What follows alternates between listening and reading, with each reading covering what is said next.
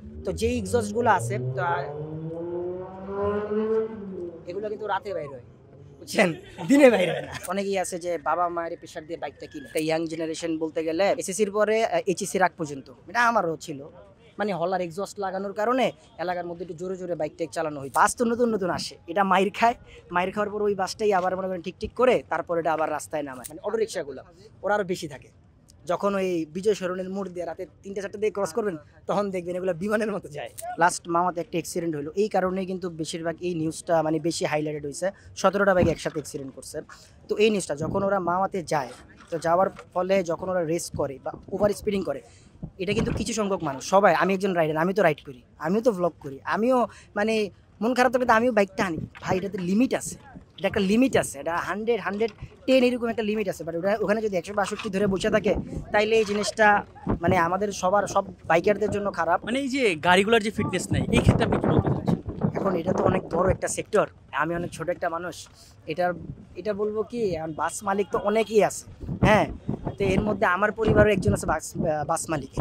তো জিনিসটা কি, বাস তো নতুন নতুন আসে, এটা মাইর খায়, মাইর খাওয়ার পর ওই বাসটাই আবার মনে করেন ঠিক ঠিক করে তারপর এটা আবার রাস্তায় নামায়। তো ওইটার জন্য যদি মানে যারা বিআরটিতে যারা আছে, যারা এটার ফিটনেসটা দেখে, আমরা যখন গাড়ি নিয়ে যাই তখন আমাদের ফিটনেস কিন্তু বিআরটিতে দেখে, বাইকে কিন্তু একটা ছবি তোলা লাগে স্মার্ট কার্ডের সাথে। তো বাসটা কেমনে যে ওইটা আমি জানি না, বাসের পেপারটা কিভাবে হয়।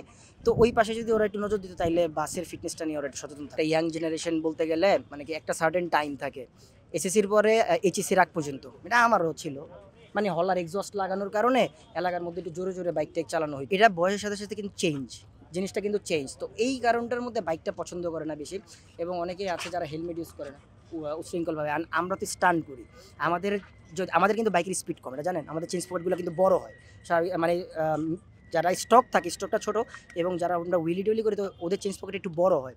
তো আমাদের ম্যাক্সিমাম বাইকের স্পিড উঠে ৬০ ৭০, তাহলে ইঞ্জিনে প্রেশার পড়ে যায় আমাদের যে স্টান্টের বাইকগুলো।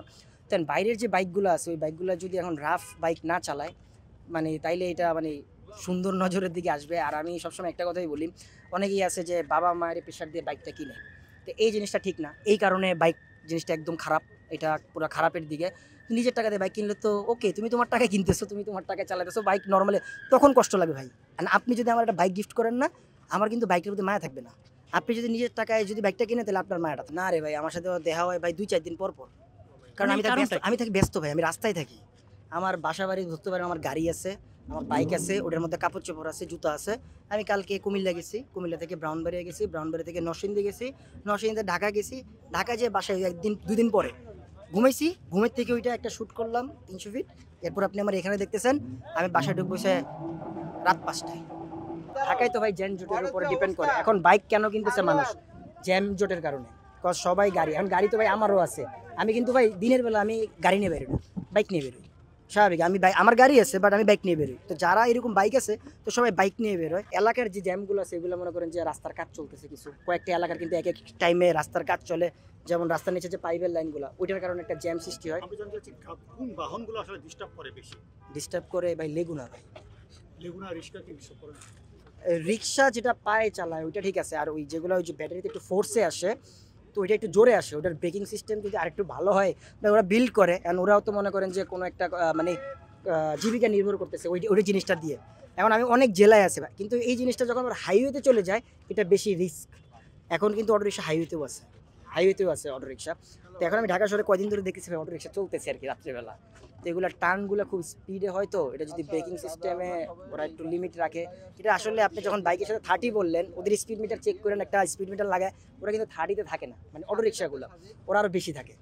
যখন ওই বিজয় সরণের মোড় দিয়ে রাতে ৩টা ৪টা দিয়ে ক্রস করবেন তখন দেখবেন এগুলো বিমানের মতো যায়। তাদেরকে তো ভাই বুঝাইতে বুঝাইতে অনেক অনেক মানে অনেক বছর, ২০১৭ সাল থেকে আমার ২০২৪ সাল, এটাই বলতেছি ভাই বাইক জোরে চালানো দরকার নাই। এলাকার মাঝখানে একটা এক্সাম্পল দেয়, আপনার যে স্টান্টের হুন্ডা ওটার মধ্যে এক্সস্ট কেন, মানে জোরে চালা কীভাবে বুঝেন জানেন, ওই এক্সস্টটার কারণে ওটার সাউন্ডটা বিকট হয়। তো আমার বাইকে এক্সস্ট হয়েছে, আমি ওটাতে স্টান্ট পারপাসে ওইটা আমার স্টান্টে লাগে, আর ওইটা ইউজ হয় ৩০০ ফিটের খালি একটা প্লটের মধ্যে, আর বা কোনো একটা যদি স্টান্ট হয় সেখানে প্রশাসনের পারমিশন নিয়ে সেই স্টান্ট হয়, আদারওয়াইজ কিন্তু আমাদের কোনো বাইকে এক্সস্ট নাই। তো যেই এক্সস্টগুলো আছে তো এগুলো কিন্তু রাতে বাইর হয়, বুঝছেন, দিনে বাইর হয় না, দিনে বাইর হয় না। তো তো এক্সস্টের কারণ এই কারণটাই ভাই, বাইকে মানুষ মনে করে যে এটা বখাটে জিনিসটা আর হেলমেট ইউজ করে না ফার্স্ট অফ অল। তো আমি রিকোয়েস্ট করবো যে অল অফ বাইকার্স, প্রত্যেকটা টিভি চ্যানেল আমার এই সেম কোশ্চেনই করে, ভাই আমি বিপদে পড়ে গেছি একটা বাইকের একটু বেশি হাইলাইটেড হয়ে। তো আমি রিকোয়েস্ট করি সবসময় যাতে বাইকাররা মানে হেলমেট ইউজ করে। আচ্ছা, যদি আমাদেরকেও ফলো করে, আমাদের প্রত্যেকটা ইউটিউব চ্যানেলের ভ্লগ আমরা যখন রাইড করি, সেফটি জ্যাকেট, গ্লাভস, হেলমেট, জুতা, যেই জুতার ওজন ভাই 5 কেজির উপরে, এটা করে আমরা রাইড করি। সেই সব মানে যেই জেলায় যায় না কেন, সেই এত বড় বড় জুতা কিন্তু আমাদের থাকে। তো আমরা তো আমাদের প্রপার সেফটি নিয়ে করতেছি, তো আমাদের দেখেও যদি যারা শিখে, তাহলে এই জিনিসটা শিখুক, আমি এটা চাই।